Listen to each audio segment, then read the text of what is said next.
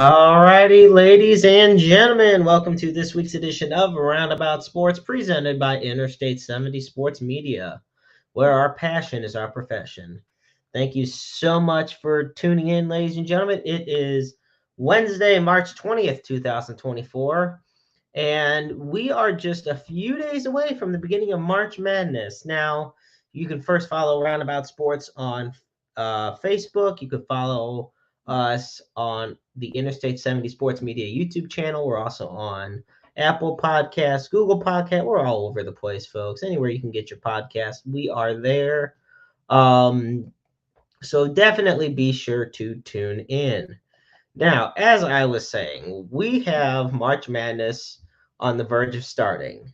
Now, look, one of the biggest things about March Madness is always the upsets, the bracket busters, the ones that make your chance at $1 million prize a living hell. So we have, in my opinion, quite a few teams, I mean, as always, that could pull off some interesting upsets. The first one I have actually is from the Missouri Valley Conference. Um, and that is Drake. So, okay, let's put it this way. Um, the Bulldogs, really good. Very highly efficient offense, and they're very good when it comes to playing back and forth games. Now, say they make it to the second round, facing another strong offensive team such as Iowa State. I mean, defensively, Drake could very well shut them down. Now, Tucker DeVry is probably the main star for this Drake team. Keep in mind, last season in the March Madness in the first round loss, he only went 1 for 13 on 3 points. Now, he's a two-time Conference Player of the Year, and I think Drake does have a shot at getting a good tournament run. Um, here's a team that only got into the tournament because they were a conference tournament champion. That is the Oregon Ducks. As far as the Power Six goes. Now, Oregon has really been on a hot streak lately. Now, they're the number 11 seed, but don't let that fool you.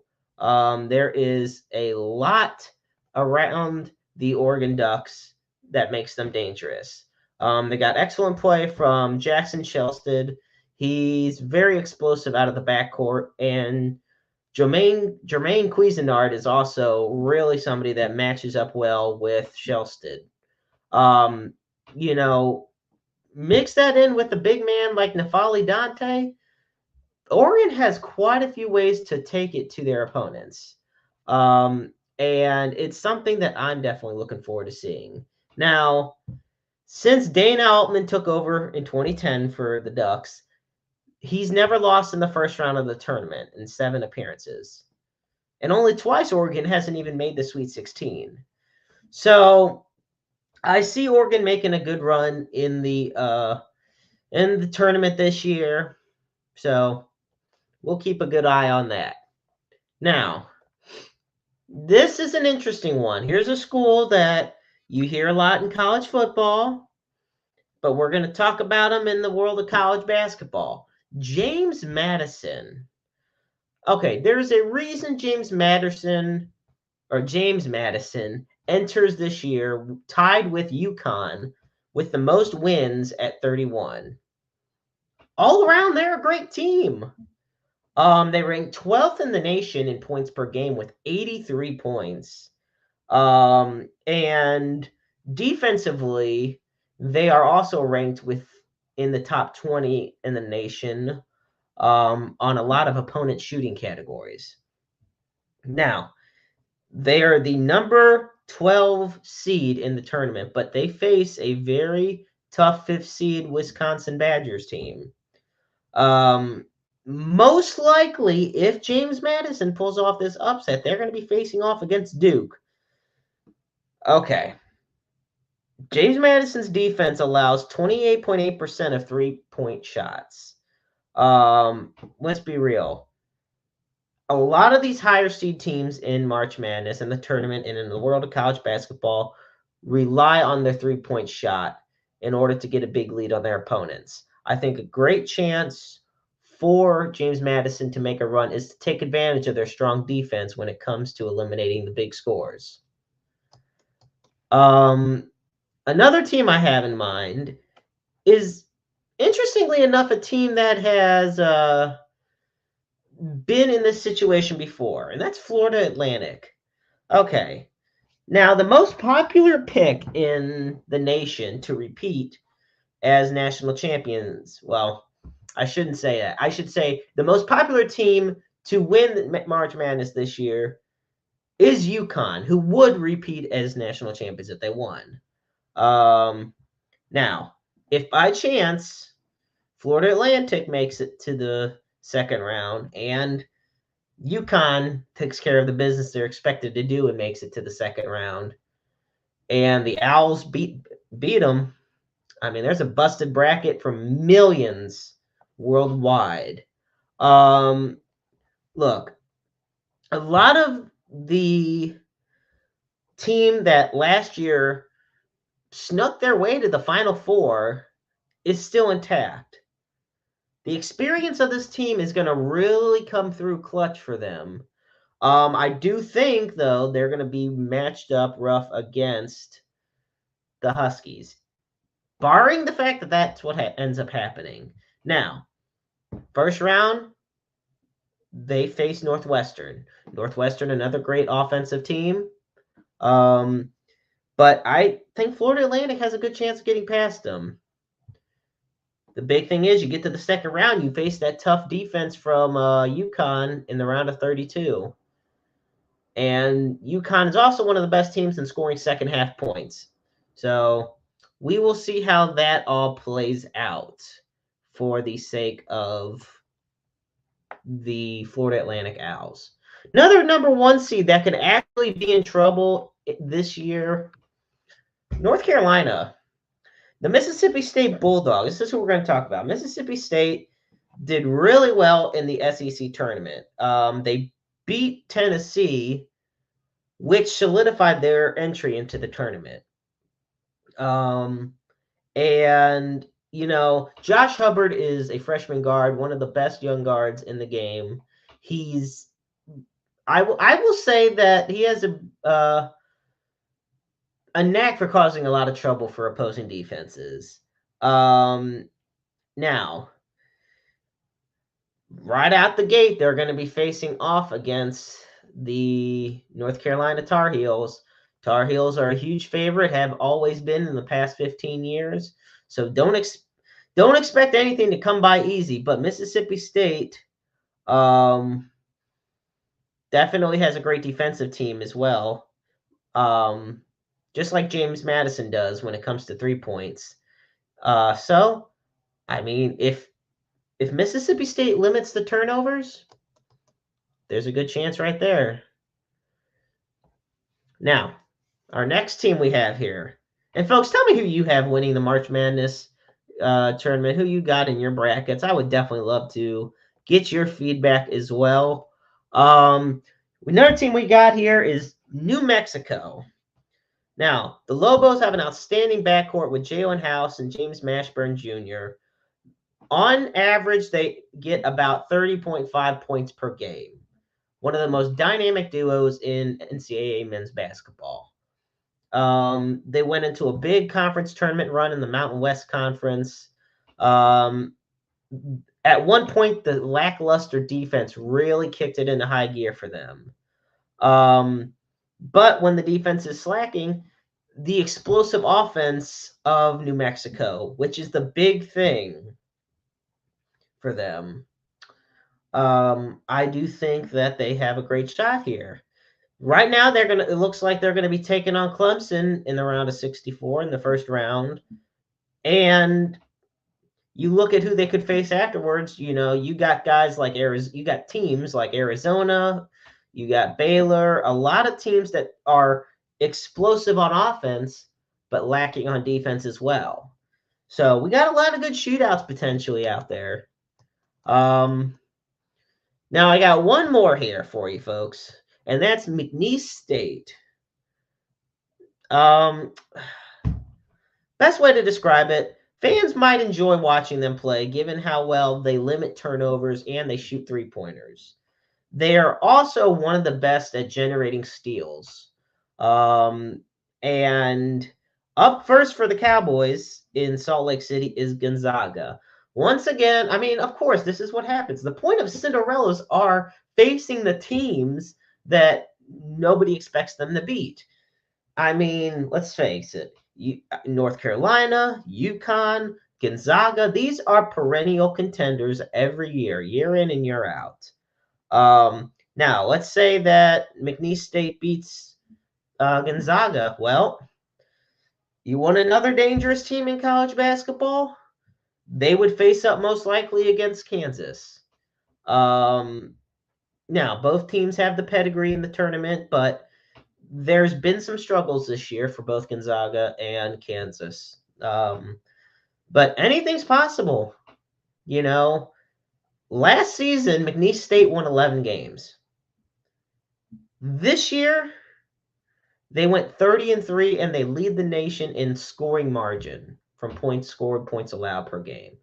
So, quite frankly, I mean, there is a lot of potential bracket busters out there as far as it goes. So, I take a look at some of these teams, and you see where you're at.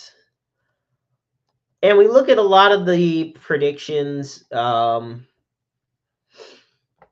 Obviously, you got the UConn Huskies, and one of the biggest reasons, let's face it, they are It's Dan Hurley's offense, and it's been well known for being absolutely potent in any moment of the game.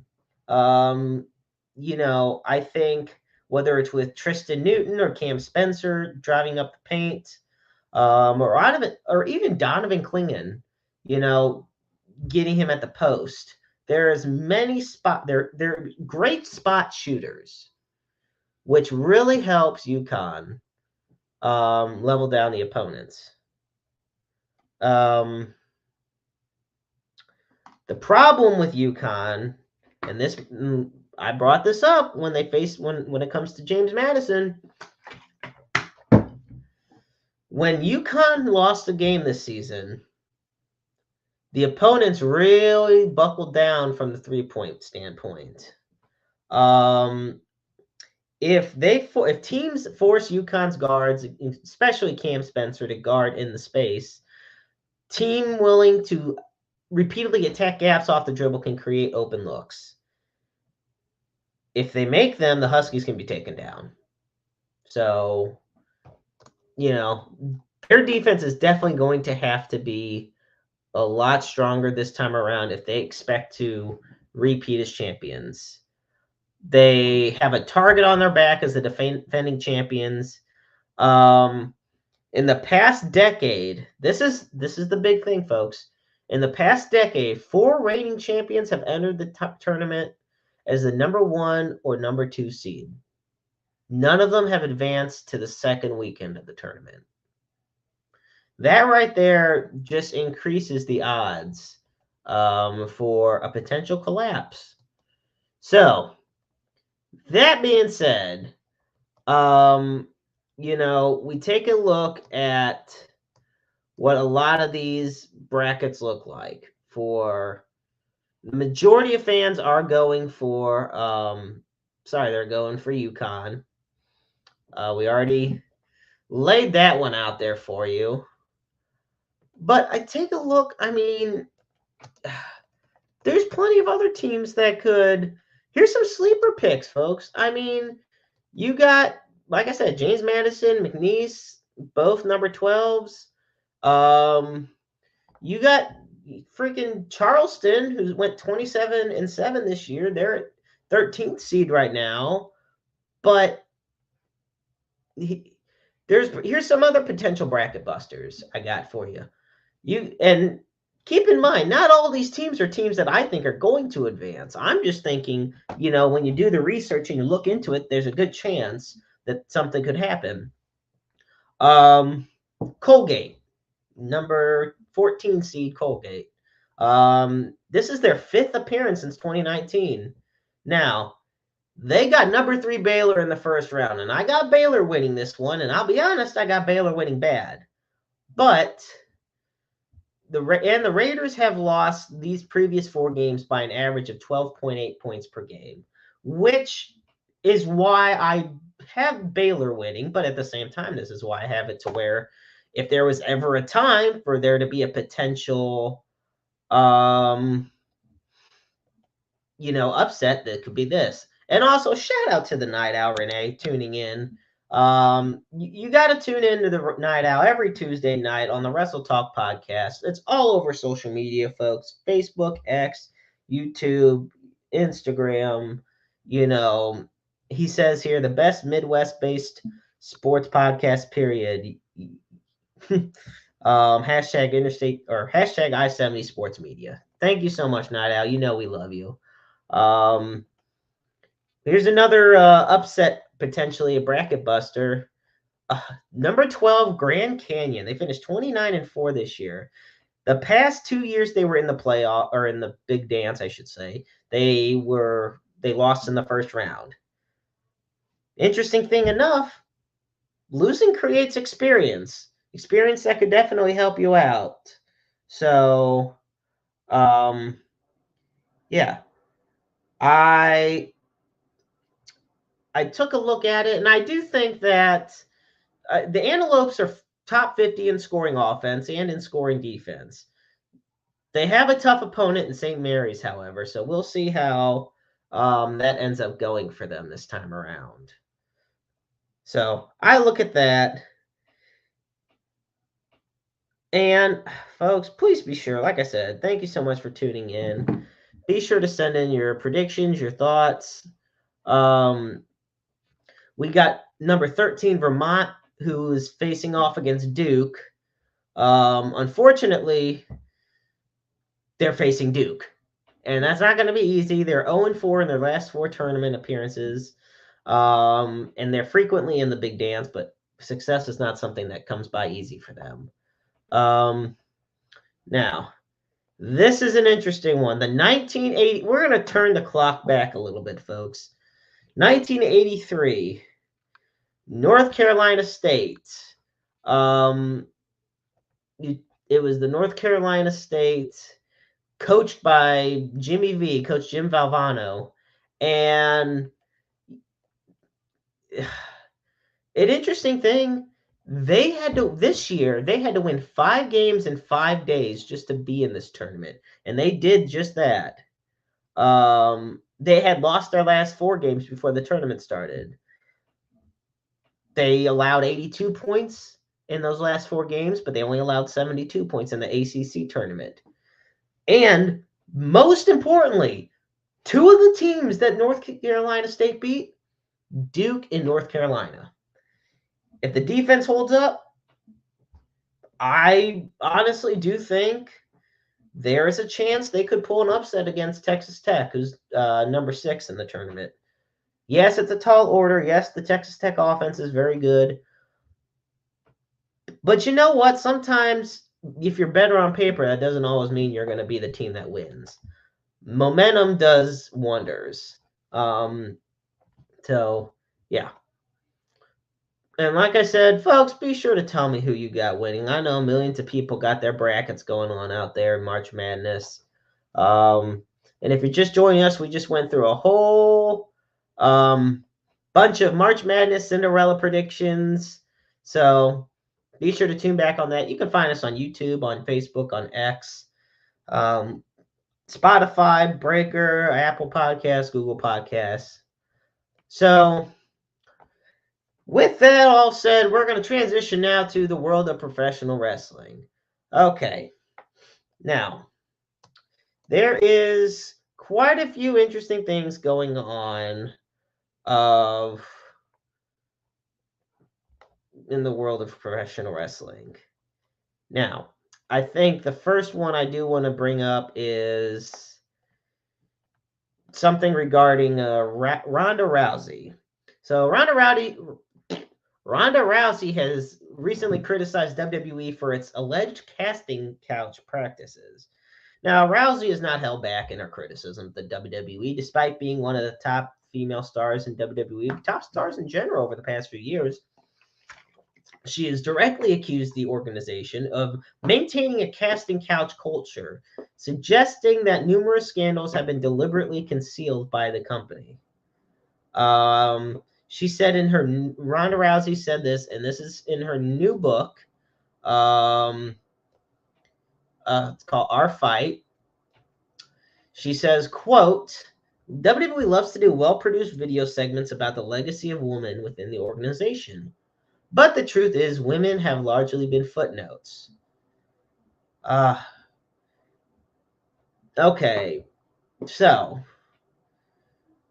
historically, female roles back in the day, excluding from stars such as Mildred Burke or Mae Young or the Fabulous Moolah, were limited to being valets or overly sexualized characters designed to complement the male characters, the male wrestlers out there. Now, of course, as society has evolved and the industry evolved, that changed. I think the Give Divas a Chance movement was a big eye opener about it. The women's revolution, and then they retired the term diva. Now Rousey's allegations extend to backstage practices within the company. She considers them. Now, for those wondering about the casting couch, she alludes to where sexual favors were actually reportedly exchanged for professional opportunities. Um, She says there were so many public accusations and scandals, it's hard to keep track, and more that I'm sure the WWE managed to sweep under the rug. Um, so, okay.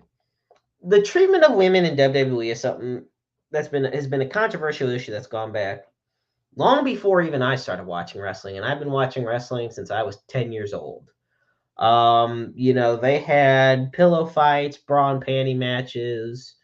It was mud wrestling matches, things that match types that just exploited the bodies as opposed to showing off the skills that the female wrestlers uh, possess.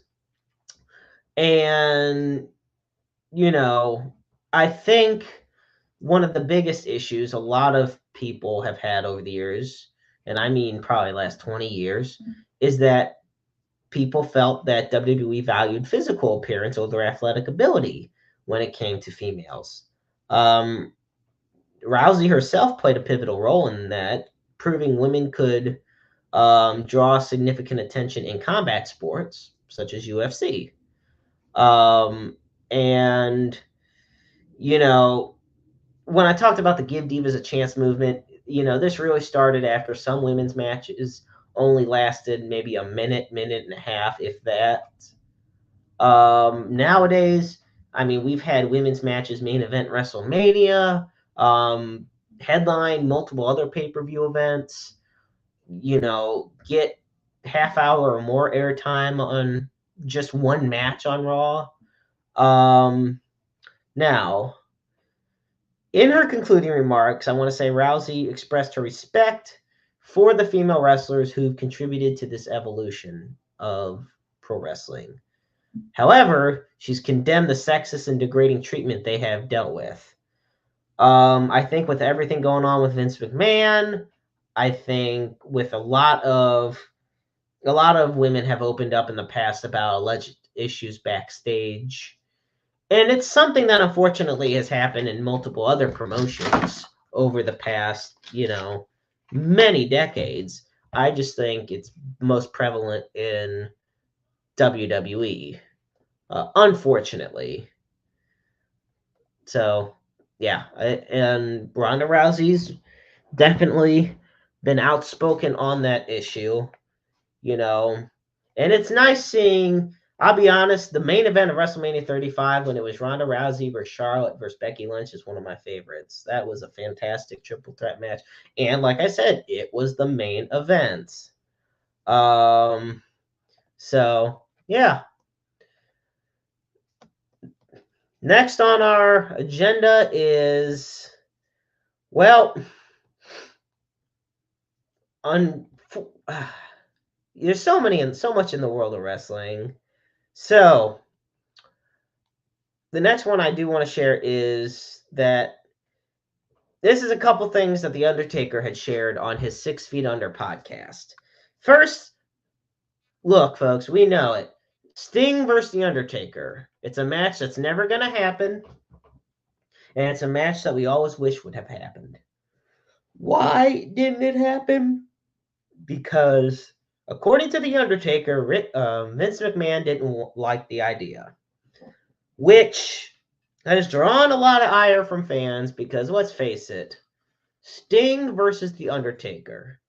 I mean, two of the biggest names in the history of our industry. Two of the most iconic gimmicks, characters, and two of the greatest wrestlers. You had the chance to put them in WrestleMania multiple occasions. And, yes, Sting was in TNA for a long time. We get it. But even when he joined WWE, something could have worked. Something could have happened. Nevertheless, Vince McMahon apparently didn't like it, so there goes that one, folks. Next up, we also will have the fact that he said on the same podcast, the Undertaker expressed his admiration for Gunther, who is the current Intercontinental Champion, who is scheduled to defend his title at WrestleMania 40 a week from this weekend against Sami Zayn. The Undertaker said, quote, "I really like him. I think the sky's the limit. He's a little bit of a throwback to a different era, but the ability to work and tell stories. Gunther really loved the fact that he had a match with Dominic Mysterio, which is a heel versus heel match, and he didn't have to turn his character to make it a good match. A lot of times when good guys and good guys face off, or a bad guy faces a bad guy, one of them starts to turn to get the fans on their side, but it didn't matter. So, yeah. Undertaker, a lot of great praise for Gunther, and it's deservedly so, considering how he's been doing. Now, I will also say that we talked about the opposition to the dream match with Sting. He said Undertaker did also want to add on that, quote, "The match would have been good, but I don't think it would have lived up to the expectations that people have for it." Fair enough.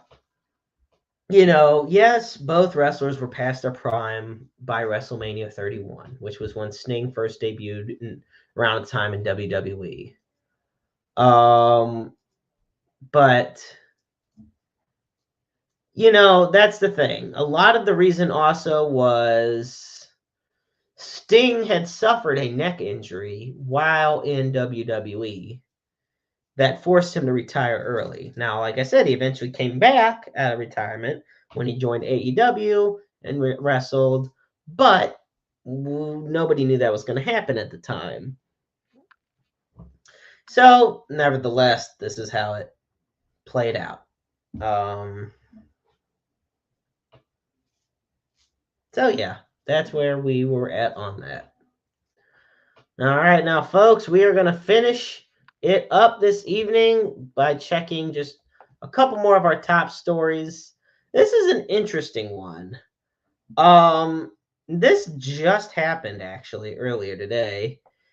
The Dodgers fired Shohei Ohtani's interpreter, and the reason is because massive theft. Okay. Now, there were questions. Bear with me on this. This is, like I said, breaking news from just a few hours ago. Now, Epei Muziara, the longtime friend and interpreter for Otani, apparently there were questions surrounding at least 4.5 million in wire transfers sent from Otani's bank to a bookmaking operation. So, Mizuhara incurred the gambling debts to a South Californian bookmaking operation, which is currently under Fed investigation. It initially, so that how he started to lose his job came from when reporters were asking questions about the wire transfers. Now, this is according to when asked. Excuse me. So initially, a spokesman for Otani told ESPN the slugger had transferred the funds to cover gambling debts that had been piled up by Mizuhara. The spokesman presented him to ESPN for a 90-minute interview Tuesday night, during which he laid out his account in great detail. However, according to ESPN, as they were prepared to publish the story, the spokesman disavowed his account and said Otani's lawyers would release a statement instead. Quote, in the course of responding to recent media inquiries, we discovered that Shohei Otani has been the victim of a massive theft, and we are turning the matter over to the authorities. Yeah, it's a big situation. So, when Otani played there with the Los Angeles Angels, Mizuhara had a contract there as well, and he was being paid between $300,000 and $500,000 annually. He told ESPN on Tuesday his bets were placed on international soccer, the NBA, the NFL, and college football. Although Mizuhara said he never bet on baseball. Now, MLB players and employees are allowed to bet on other sports, just not baseball. But they cannot do it with offshore websites or illegal bookmakers. The league rulebook states that bets placed with illegal bookmakers are subject to punishment at the commissioner's expense. So now, Mizuhara also said, quote, I'm terrible at gambling, never going to do it again, never won any money. I dug myself a hole and kept on getting bigger. And it meant I had to bet bigger to get out of it and just kept on losing. It's like a snowball effect. Well, I mean, that's kind of how gambling works. You know, they don't call it gambling for nothing. So Otani agreed to pay the debts for him. He logged onto his own computer and sent the wire transfers under Mizuhara's supervision in installments over the several months last year. Now, in the description field for the wire transfer, they had to add a terminology, any word. They put loan. So why Otani didn't just simply give him the money instead of paying Brett Boyer's associate directly? Mizuhara said Otani didn't trust him with it. He didn't want him to gamble it away. So recently, back in December, Otani signed a record 10-year, $700 million contract with the Dodgers. The majority of that money, $680, is deferred to be paid between 2034 and 2043. So there is a whole lot of money being involved illegally, a lot of controversies happening, and I am very curious to see how all of this will play out as time goes on. But, you know, obviously gambling can be a bad addiction, and sometimes you just got to cut your losses. So we will continue to keep you updated and see how that plays out. Last but not least, folks, I don't know, we're going to end it on a high note, on an interesting, fun note. Andy Reid, head coach of the Kansas City Chiefs, one of the greatest coaches of all time, will be throwing out the first pitch opening day for the Kansas City Royals. Um, you know, I do look forward to that. And the Chiefs are fresh off their second Super Bowl win in a row. They, you know, the Chiefs are on the top of the world. Pat Mahomes is the top quarterback. Travis Kelce's busy like crazy, and now um, Reed will pitch it to Cole Reagans, the Royals announced. This is just the latest addition to Kansas City's opening day festivities for the Royals. The first game is only 8 days away, and fans have plenty to look forward to in Kauffman Stadium. Local music, the first bobblehead giveaway of the season, and the Price Chopper tailgate are just some of the highlights. So we'll be sure to keep you all posted on that.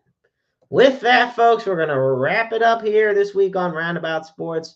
Remember, as always, we put the NAMI helpline at the bottom of the screen. Call 1-800-950-NAMI. That's 1-800-950-NAMI. The National Alliance of Mental Illness is the nation's largest grassroots mental health organization dedicated to building better lives for those who struggle with mental health issues.